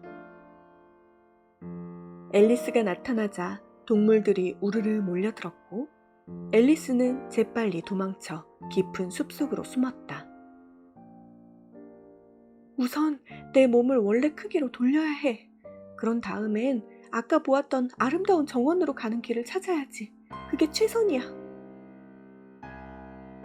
앨리스는 숲속을 헤매며 스스로에게 말했다. 더할 나위 없이 훌륭하고도 깔끔한 계획이었지만 문제는 어디서부터 시작해야 할지 모른다는 것이었다. 걱정스러운 눈으로 나무 사이를 바라보고 있을 때 머리 위쪽 어디선가 날카롭게 짖는 소리가 들렸다. 앨리스는 황급히 고개를 들어 소리가 나는 쪽을 보았다. 엄청나게 큰 강아지가 커다란 눈으로 앨리스를 내려다보고 있었다. 그러더니 한 발을 살며시 내밀어 앨리스를 만지려 했다. 앨리스는 달래는 목소리로 가여운 것 하고 말하며 휘파람을 불어보려 했다. 하지만 앨리스는 벼랑간의 강아지가 배가 고플 수도 있고 그러면 자기를 낼름 잡아먹을 것 같아 너무나 무서워졌다. 앨리스는 정신없이 일단 작은 나뭇가지 하나를 들어 강아지에게 내밀어 보았다. 강아지는 신이 나서 곧바로 나뭇가지를 잡으려 뛰어들었고 이는 앨리스의 걱정을 더욱 키웠다. 앨리스는 강아지가 덮치지 못하게 커다란 엉겅퀴 뒤에 숨었다. 앨리스가 나타날 때마다 강아지는 다시 달려들어 나뭇가지를 몰려고 법석댔다. 발에 밟힐 것 같은 것이 꼭 마차를 끄는 말이랑 노는 것과 비슷하다고 생각하면서 앨리스는 엉겅퀴 뒤로 숨기를 반복하였다. 어느 순간 강아지가 나뭇가지에 달려드는 빈도가 짧아졌다. 뒤로는 멀리 물러나면서도 앞으로는 조금만 움직이면서 앉아 쉴 기회를 찾으며 계속 지저댔다. 강아지는 혀를 내밀고 눈은 반쯤 감은 채로 헐떡이고 있었다. 앨리스가 도망칠 절호의 기회였다. 앨리스는 힘껏 달렸다. 지치고 숨이 찬 데다 강아지가 짖는 소리가 멀리서 희미하게 들렸기 때문에 앨리스는 달리기를 멈췄다. 하지만 정말 귀여운 강아지였어. 미나리 아제비에 기대선 앨리스가 말했다. 잎을 한 장 따 부채질을 하며 앨리스는 내가 나뭇가지를 잘 잡도록 가르쳐 줄 수도 있을 텐데 내가 원래 크기였다면 말이야. 아이쿠, 내가 다시 커져야 한다는 걸 하마터면 잊을 뻔했다. 어떻게 하지? 무언가 먹거나 마셔야 할 것 같은데 하지만 무엇을 먹어야 하지? 하고 연신 말했다. 중요한 것은 무엇을 먹느냐 하는 것이었다. 앨리스는 주변의 꽃들과 풀잎을 살펴보았지만 먹거나 마실 수 있어 보이는 것은 없었다. 커다란 버섯이 근처에 있었다. 버섯은 앨리스의 키만큼 컸다. 버섯의 아래쪽, 오른쪽, 왼쪽, 뒤쪽을 샅샅이 뒤지고 나자 앨리스는 이제 버섯 위도 살펴보아야 한다는 생각이 들었다. 앨리스는 까치발을 들어 버섯 가장자리에서 버섯 위를 살짝 살폈다. 버섯 위에는 커다란 애벌레 하나가 팔짱을 낀 채 기다란 물담배를 피고 있었는데 앨리스는 물론이고 아무데도 관심이 없는 듯했다.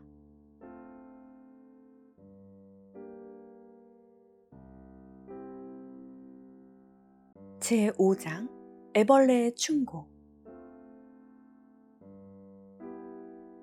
애벌레와 앨리스는 한동안 말없이 서로를 바라보았다. 이윽고 애벌레가 물담배를 입에서 떼고 나른한 졸린 목소리로 말을 걸었다. 넌 누구지? 하고 애벌레가 물었다. 분명 친근한 대화의 시작은 아니었다. 앨리스는 수줍어하며 이렇게 대답했다. 지금은 잘 모르겠어요. 오늘 아침에 일어났을 땐 적어도 내가 누군지는 알았던 것 같은데 그 이후로 여러 번 바뀐 것 같아서요. 애벌레는 무슨 뜻이지? 하고 물으며 설명해봐 하고 말했다. 죄송하지만 설명이 어려워요. 보다시피 난 내가 아니거든요. 하고 앨리스가 말했다. 애벌레는 보이긴 뭐가 보여 하고 받아쳤다. 앨리스는 예의 바르게 제대로 설명이 될지 모르겠지만 나조차도 이해가 잘 안 돼요. 게다가 하루에도 몇 번씩 몸 크기가 변하니 너무 혼란스러워요. 하고 대답했다. 이해가 안 되는군. 하고 애벌레가 대꾸했다. 아마 아직 그런 일을 겪어보지 않아서 그럴지도요. 앨리스가 대답했다. 하지만 언젠가 번데기가 되고 나비로 변한다면 좀 이상한 느낌이 들지 않겠어요? 그러자 애벌레는 전혀 하고 대답했다. 나랑은 느끼는 게 다를 수도 있죠. 앨리스는 말했다. 난 내가 변하는 게 너무 이상하게 느껴지거든요. 그러자 애벌레는 앨리스를 경멸하는 투로 너는 누구지? 하고 말했다. 애벌레의 말에 대화는 다시 처음으로 돌아가 버렸다. 앨리스는 애벌레가 단답형으로 말하는 태도에 약간 짜증이 나서 몸을 꼿꼿이 펴고 진지한 목소리로 당신이 먼저 소개를 해야죠. 하고 말했다. 왜? 하고 애벌레는 되물었다. 다시 어려운 질문이 돌아왔다. 마땅한 대답을 찾지 못한 데다가 애벌레의 기분이 몹시 언짢은 것 같아 보여 앨리스는 돌아서서 걷기 시작했다. 돌아와, 내게 들려줄 중요한 말이 있어. 하고 애벌레가 말했다. 진심이라고 느낀 앨리스는 다시 애벌레에게 돌아갔다. 애벌레는 성질 좀 죽여 하고 말했다. 앨리스는 차오르는 화를 누르며 그게 다예요? 하고 물었다. 아니 하고 애벌레가 대답했다. 달리 해야 하는 일이 없었기 때문에 그리고 애벌레가 뭔가 의미 있는 얘기를 해줄지도 모른다는 생각에 앨리스는 기다려보자고 생각했다. 아무런 말 없이 연기만 뻐끔거리기를 몇 분. 이윽고 애벌레는 팔짱을 풀고 물담배를 입에서 떼었다. 그러니까 네가 변했다고 생각한다는 거지? 그치? 하고 물었다. 그런 것 같아요. 내가 어땠는지 기억도 안 나고요. 이제 몸 크기를 10분 유지하기도 힘들어요. 하고 앨리스가 대답했다. 애벌레가 물었다. 무얼 기억 못한다는 거지? 그게 어쩜 이리 작은 꼬마 꿀벌이를 외는데 완전 달라요. 앨리스는 매우 처량한 목소리로 말했다. 그럼 늙은 신부 윌리엄을 낭송해봐. 하고 애벌레가 말했다. 앨리스는 손을 맞잡고 시를 외우기 시작했다. 젊은이가 말했지. 윌리엄 신부님 늙으셨군요. 머리카락은 백발이 되었건만 여전히 물구나무를 하고 다니네요. 그리 하는 게 맞나요? 연세도 드셨건만.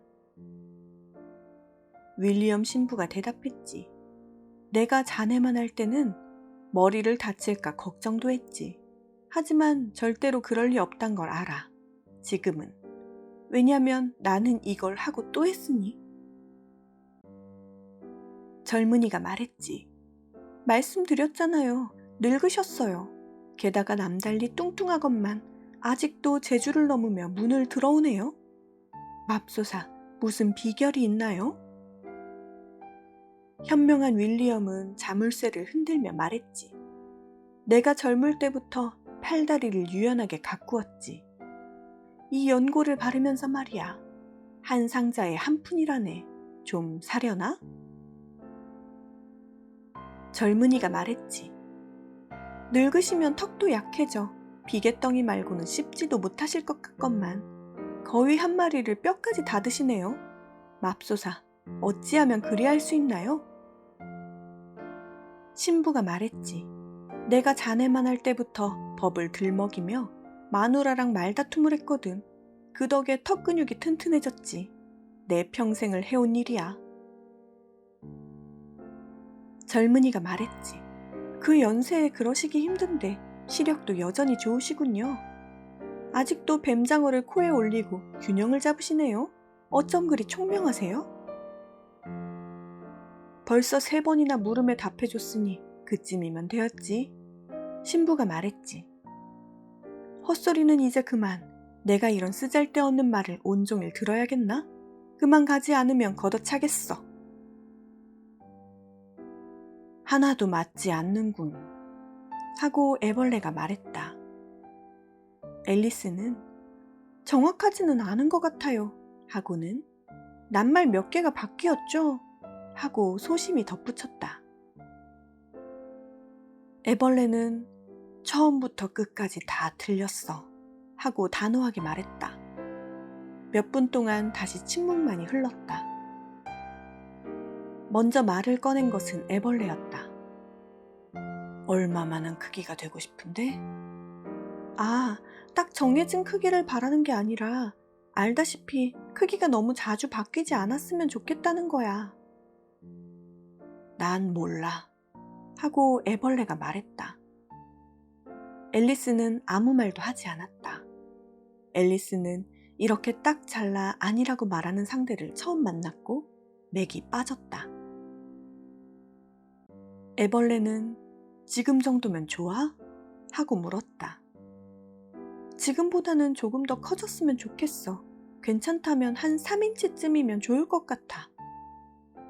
물론 그게 딱 좋은 키이긴 하지. 하고 애벌레가 화를 내며 말했다. 애벌레의 키가 딱 3인치였기 때문이다. 앨리스는 애처로운 목소리로 하지만 난 그랬던 적이 없어. 난 너무 자주 바뀌지 않았으면 해. 언젠간 그렇게 될 거야. 하고 말하며 애벌레는 다시 물담배를 빨고는 연기를 내뿜었다. 앨리스는 이번엔 애벌레가 다시 말을 할 때까지 참고 기다렸다. 1, 2분쯤 지나 애벌레는 물담배를 입에서 떼고 헛기침을 몇 번 한 다음 몸을 흔들어 버섯에서 내려왔다. 애벌레는 한쪽 편을 먹으면 커지고 다른 쪽을 먹으면 작아져 라고 말하며 풀숲으로 들어가 사라졌다. 한쪽 편과 다른 쪽이라니? 무엇의 한쪽을 말하는 거지? 하고 앨리스는 생각했다. 앨리스가 이 질문을 소리내어 말하자 버섯 말이야 하는 애벌레의 목소리가 들려왔다. 하지만 애벌레는 더 이상 보이지 않았다. 앨리스는 한동안 버섯을 꼼꼼히 들여다보면서 어느 쪽이 한쪽 면이고 어느 쪽이 다른 쪽인지를 살펴보았다. 하지만 버섯 기둥은 완전히 동글해서 어느 쪽을 분간하기란 쉽지 않은 수수께끼였다.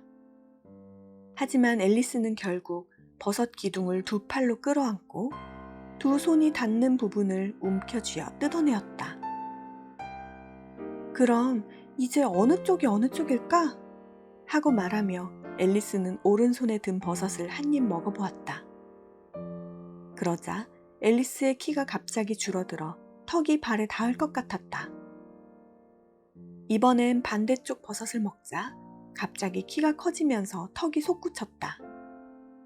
앨리스는 턱을 다물기 힘들었지만 가까스로 다시 오른쪽 버섯을 삼킬 수 있었다. 앨리스는 밝은 목소리로 이제야 머리를 좀 가눌 수 있겠네 라고 말하며 주위를 둘러보았다. 앨리스는 한참 아래에 초록색 나뭇잎들이 바다처럼 펼쳐진 것을 볼 수 있었다. 이 초록색 나는 것들은 뭐지? 그리고 내 어깨는 어디로 간 거야? 불쌍한 내 손, 어디 갔는지 안 보이네. 앨리스는 손을 움직여 보았지만 저 밑 나뭇잎 사이에서 부스럭거리는 소리만 들릴 뿐 보이지 않았다. 앨리스는 손을 들어 올리기 힘들 것 같자 머리를 숙이는 게 낫겠다고 생각했다. 앨리스는 기다래진 목을 숙여 나무 사이를 뱀처럼 구불구불 움직이며 살펴보았다. 앨리스는 아무것도 찾지 못했지만 나무 꼭대기에 무언가 이상한 게 있는 것이 보여 그쪽으로 얼굴을 돌렸다. 이때 커다란 비둘기 한 마리가 급히 달려와 날개로 앨리스의 얼굴을 마구 때렸다. 뱀이야! 앨리스는 화를 내며 말했다. 난 뱀이 아니야. 나 좀 내버려둬. 비둘기는 다시 봐도 뱀이야! 하고 말했지만 이번엔 좀 누그러진 목소리로 덧붙였다. 아무리 살펴봐도 딱 뱀인걸? 도대체 무슨 소리를 하는 건지 모르겠다. 하고 앨리스가 말했다. 비둘기가 나무 뿌리에도 우듬지에도 어디나 뱀뿐이야. 잔인한 것들. 하고 말하자 앨리스는 더욱 알쏭달쏭해졌지만 비둘기랑 더 무슨 이야기를 나누어도 소용이 없을 것 같았다. 나는 알들이 다치지 않도록 낮이나 밤이나 뱀이 나타나는지 살피지. 그래서 일주일 내내 잘 때도 한쪽 눈만 감고 자. 앨리스는 비둘기가 왜 그랬는지 알게 되자 성가시게 해서 미안해 라고 말했다. 하지만 비둘기는 계속해서 화난 목소리로 그래서 제일 높은 나무를 골랐건만, 그래서 마침내 뱀 걱정해서 벗어났다고 생각했건만, 여길 오려면 하늘을 기어 올라와야 할 테니 그런데 뱀이라니 라고 말했다.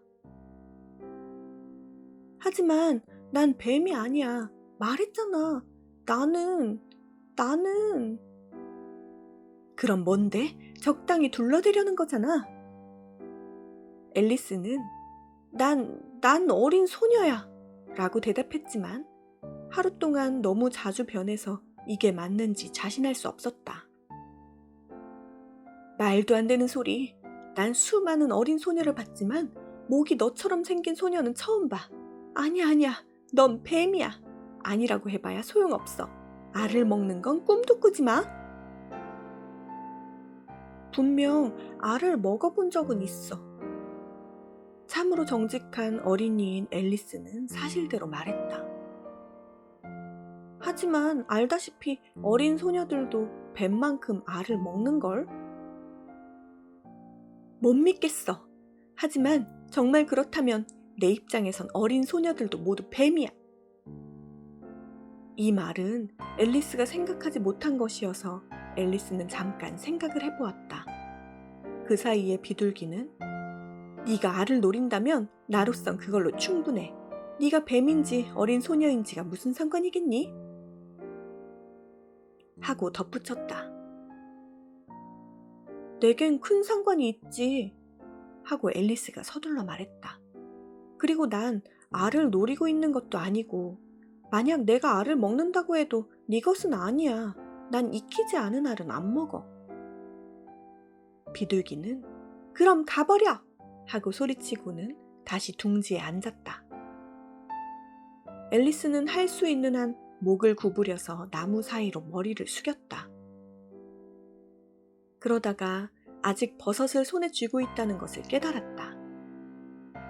앨리스는 알맞은 크기가 되기 위해 조심스레 양손에 든 버섯을 조금씩 맛보면서 몸이 커지고 작아지는 정도를 살폈다.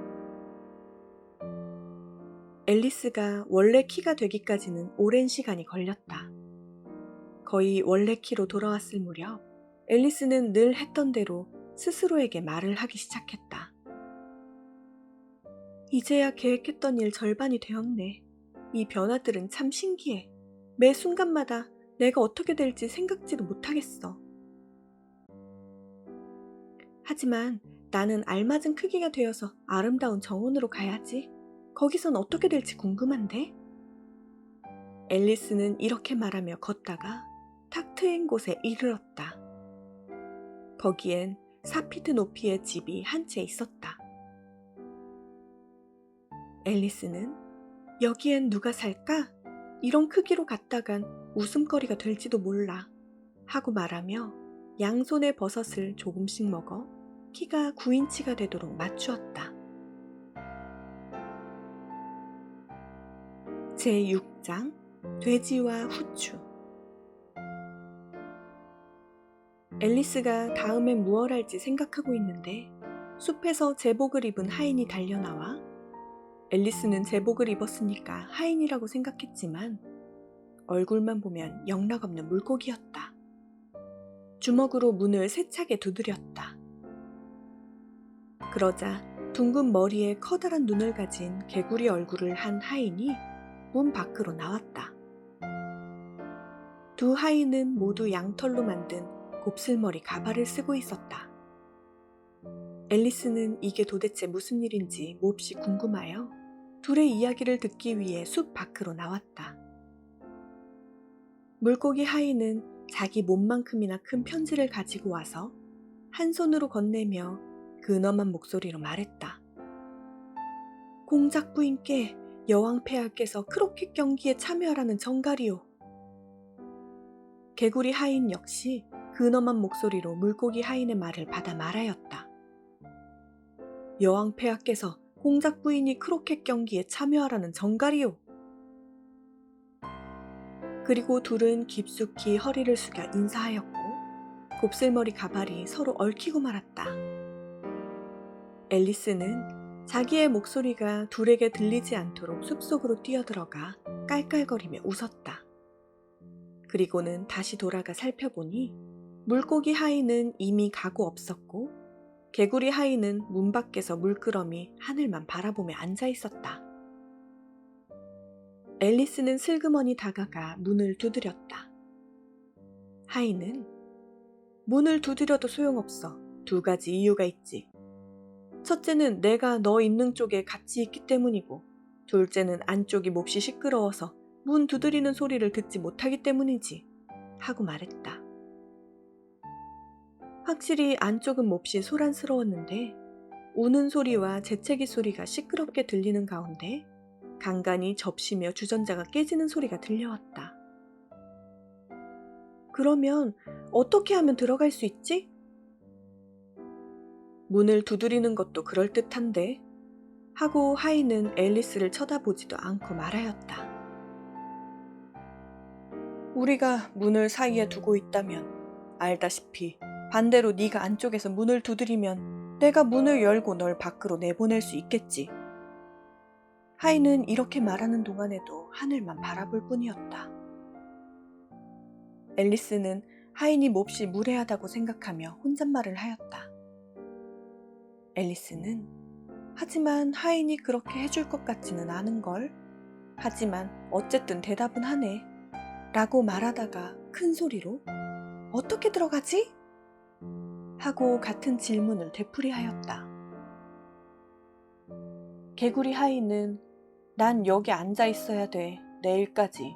하고 단호하게 말하였다. 이때 문이 벌컥 열리더니 큰 접시 하나가 휙 하고 날아와 개구리 하인의 코를 스치고는 뒤편 나무에 부딪혀 박살이 났다. 개구리 하인은 아무 일도 없었다는 듯 아무래도 모레까지 하고 같은 말투로 말하였다. 앨리스는 큰 소리로 어떻게 들어가지? 하고 다시 물었다. 개구리 하인은 들어가는 거? 그건 맨 처음에 물었던 거잖아 하고 말하였다. 앨리스는 개구리 하인이 하는 말이 마음에 들지 않았다. 앨리스는 어휴 불쾌해. 말투가 저게 뭐야? 미친 것 같네 하고 혼잣말을 하였다. 개구리 하인은 말을 좀 바꾸는 게 좋겠다고 생각했는지 난 날마다 여기 앉아 있어야 해 하고 말했다. 하지만 난 뭘 하지? 하고 앨리스가 물었다. 개구리 하인은 하고 싶은 대로 하렴 하더니 휘파람을 불기 시작하였다. 앨리스는 얘기를 해봐야 소용이 없네. 완전 바보야. 하고 말하고는 문을 열고 안으로 들어갔다. 문 건너편에는 큰 부엌이 있었다. 부엌엔 이 끝에서 저 끝까지 연기가 꽉 찼는데 공작 부인은 한가운데 있는 다리 셋 달린 의자에 앉아 아기를 보고 있었고 주방장은 수프가 가득 들어있는 것으로 보이는 가마솥을 펄펄 끓이고 있었다. 앨리스는 재채기를 하며 수프에 후추를 너무 많이 넣은 게 틀림없어 하고 혼잣말을 하였다. 공기에도 후추가 잔뜩 섞여 있었다. 공작 부인도 간간히 재채기를 하였고 아기는 시도 때도 없이 재채기를 하며 울어댔다. 재채기를 하지 않는 건 주방장과 화로가에 앉아 입이 귀까지 걸려 웃고 있는 커다란 고양이뿐이었다. 앨리스는 최대한 예의를 갖추며 조심스레 물어보았다. 실례지만 저 고양이는 왜 저리 웃고 있는 거지요? 공작 부인은 채셔 고양이니까 그런 거야, 돼지야 하고 대답하였다. 앨리스는 돼지라고 욕을 먹자 화들짝 놀랐다.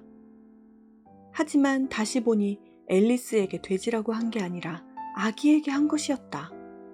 그래서 앨리스는 용기를 내어 다시 말하였다. 저는 언제나 웃는 채셔 고양이는 몰라요. 사실 전 고양이가 웃는지도 몰랐어요. 공작 부인은 고양이는 웃을 수 없어. 그리고 내키면 늘 웃지. 하고 말하였다. 앨리스는 전 그런 줄 몰랐어요. 하고 공손하게 말하면서 대화를 계속해 나가려고 했다. 공작 부인은 넌 모르는 거 투성이구나. 그게 사실이야. 하고 대답하였다. 앨리스는 공작 부인이 너무나 단호하게 말하는 게 싫어서 화제를 바꾸려고 하였다. 앨리스가 무언가 말하려고 하는데 주방장이 솥단지를 화로에서 꺼내고는 부직갱이며 냄비, 접시들을 공작 부인에게 마구 던져댔다. 공작 부인은 날아온 것들에 맞을 때까지 아무것도 알지 못했고 아기는 아까부터 계속 울어대고 있었기 때문에 무엇에 맞았는지 아닌지 분간이 되지 않았다. 엄청나게 커다란 단지가 날아가자 앨리스는 무서워하며 맙소사, 무엇하는 거예요? 귀여운 아기 코에 맞겠어요. 하고 소리쳤다. 공작 부인은 쉬고 화난 목소리로 누구나 자기 할 일을 하는 것뿐이야. 세상은 보다 빨리 돌아가기 마련이지. 하고 말했다. 앨리스는 지식을 뽐낼 수 있는 기회를 잡고 좋은 점이 없는 소리예요. 라며 말을 이어갔다. 어떻게 밤과 낮이 생기는지 생각해봐요. 지구는 자전축을 중심으로 24시간마다 한 바퀴씩 돌아요. 공작 부인은 돌았다고? 라고 말하더니 저 아이의 목을 쳐라! 하고 명령하였다. 앨리스는 애타는 마음으로 주방장을 바라보았지만 그는 아무것도 듣지 못했는지 수프가 든 솥단지만 휘젓고 있었다. 그래서 앨리스는 다시 큰 소리로 말을 하였다. 24시간인 것 같아요. 20시간인가? 아니면... 공작 부인은 지겨워. 그런 얘기는 못 참겠어. 하더니 다시 아기를 어르기 시작하였다.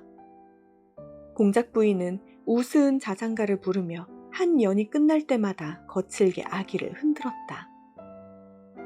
귀여운 아기에게 고함쳐 재채기 하면 때려줘. 아기는 귀찮아할 뿐이야. 장난인 걸 아니까. 공작 부인은 2절을 부르면서 아기를 사납게 위로 던졌다 받기 시작하였고 아기가 너무나 크게 울었기 때문에 앨리스는 가사를 거의 듣지 못했다.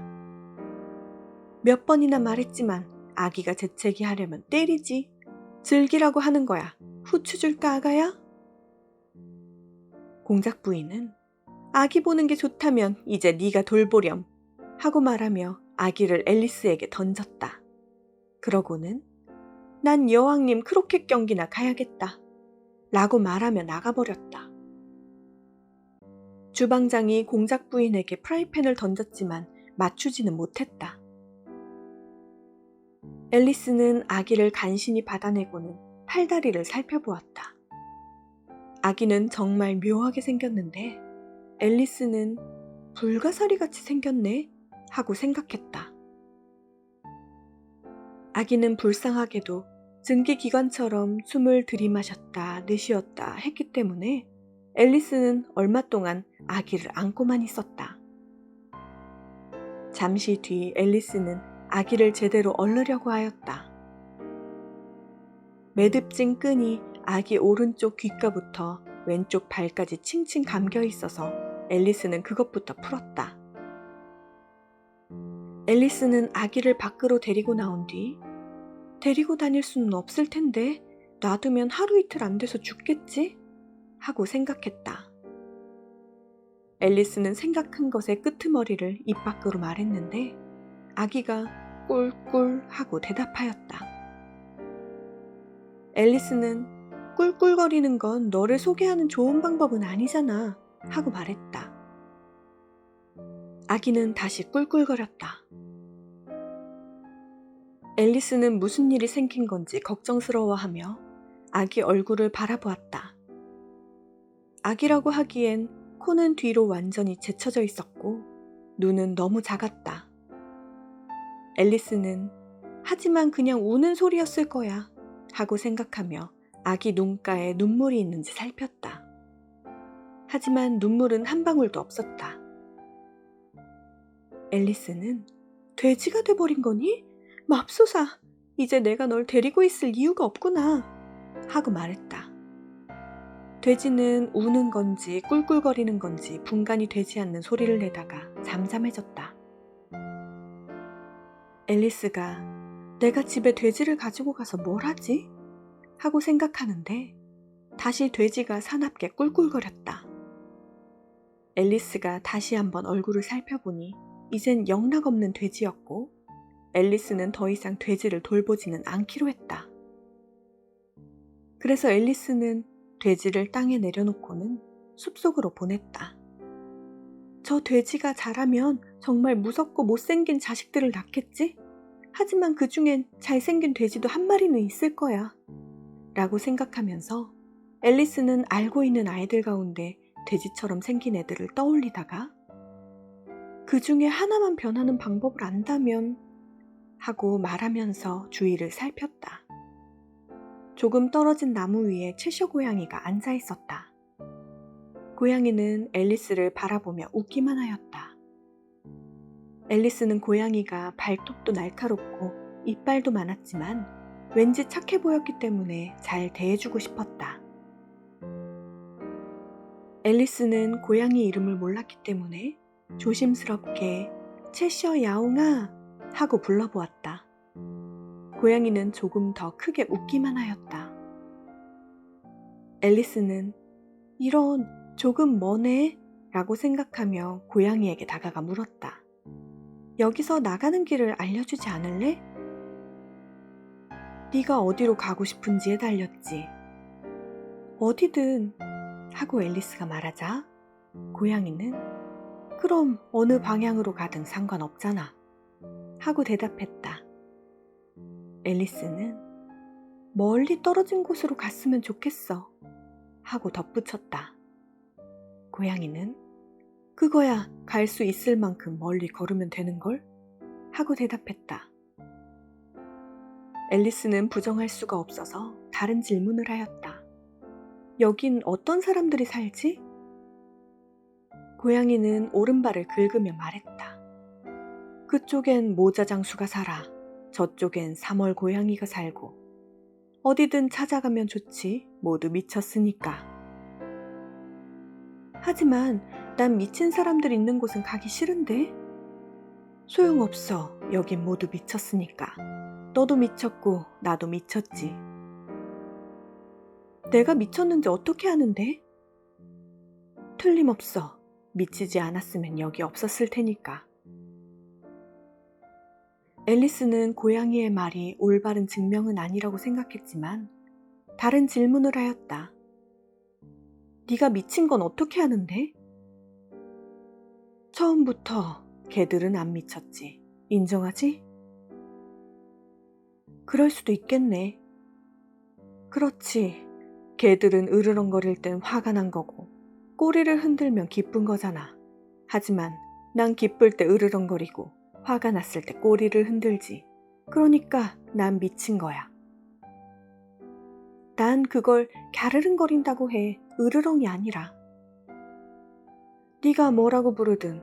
그런데 너 오늘 여왕과 크로켓 경기하니? 그랬으면 좋겠지만 초대받지 않았어. 채셔 고양이는 거기서 날 볼 수 있을 거야 라고 말하며 사라졌다. 앨리스는 이제 어떤 이상한 일이 생겨도 놀라지 않게 되었기 때문에 고양이가 사라지는 것을 보고도 놀라지 않았다. 앨리스가 사라진 자리를 보고 있는데 고양이는 갑자기 다시 나타났다. 그런데 아기는 어떻게 되었지? 물어본다는 걸 깜빡했네. 앨리스는 고양이가 갑자기 돌아온 것만큼 빠르게 돼지가 됐어! 하고 말했다. 고양이는 그럴 것 같더라 하고 말하고는 다시 사라졌다. 앨리스는 고양이가 다시 돌아오지 않을까 하는 생각에 잠시 기다렸다가 3월 토끼가 산다는 쪽으로 가보기로 하였다. 모자 장수는 본 적이 있으니까 3월 토끼가 더 재미있을 거야. 그리고 지금은 5월이니까 최소한 3월보다는 덜 미쳐있겠지? 그때 고양이가 다시 나타나서 물었다. 아까 돼지라고 한 거야? 돼지라고 한 거야. 돼지라고 말했어. 그리고 그렇게 불쑥 나타났다 사라지지 않았으면 좋겠다. 너 때문에 어지러워. 고양이는 알았어 하더니 이번엔 아주 천천히 사라졌다. 고양이는 꼬리서부터 점점 사라져가면서 마지막으로 입만 보이게 되더니 이윽고 아주 사라져버렸다. 앨리스는 이런 웃지 않는 고양이야 많이 보았지만 웃는 고양이라니 이렇게 신기한 것은 난생 처음 봐 하고 생각했다. 앨리스는 얼마 가지 않아 3월 토끼의 집에 다다랐다. 앨리스는 그 집이 틀림없다고 생각했는데 굴뚝은 귀 모양으로 생겼고 지붕은 털로 만들었기 때문이다.